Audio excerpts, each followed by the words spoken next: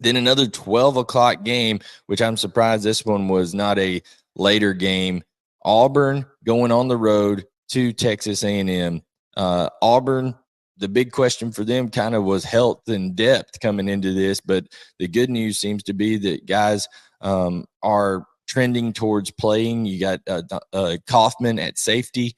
Donovan Kaufman at safety that was in concussion protocol. He looks to be good to go. Nehemiah Pritchett looks to be practicing and getting ready to go for the first time this year at corner. So that should help a lot in that secondary against a talented wide receiving core for Texas A&M. So that would be huge. Jalen McLeod is practicing. They also have Cam Stutz and Isavion Miller that are practicing. I'm not sure if any of these guys are 100%, but they are in there participating, practicing. So that is good news for Auburn on that front in terms of the injuries.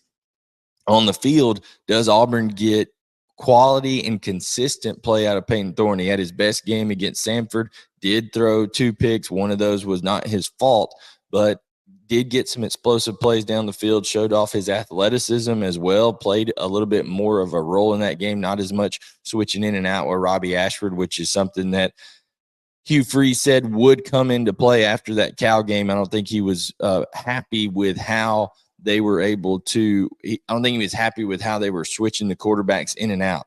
So that was part of it there, that they wanted to make sure that they got some flow going in that offense. Now Peyton Thorne is going to have to go against a talented front seven for Texas A&M, but there are some questions in the secondary, and that's my biggest question and my key to victory for Texas A&M. I think they're more talented across the board when it comes to the skill positions on offense, when it comes to the defensive front against Auburn's offensive line. I think Texas A&M has the advantages everywhere across the board except in the secondary. I do like Auburn's secondary better than Texas A&M's right now.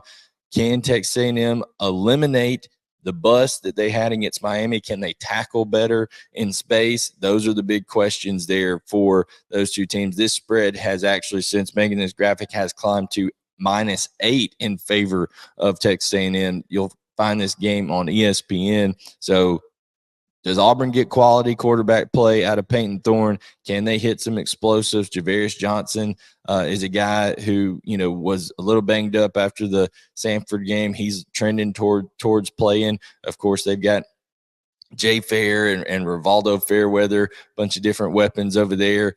They need to see if they can get Jarquez Hunter going as well. 11 carries in each of his first 2 performances, only a high of 53 yards against Cal. So, they need to be able to get him going so they can have real play action threat down the field, especially against this Texas A&M defense. 12th man, Kyle Field, should be a rocking environment, even in an early kickoff, 11 a.m. Central Time kickoff over there in Texas time. So I think we need to see Connor Wigman and those receivers get going early for A&M, and also that secondary. Does it provide a little bit better, more quality play than they did against Miami? That will be absolutely huge in this one.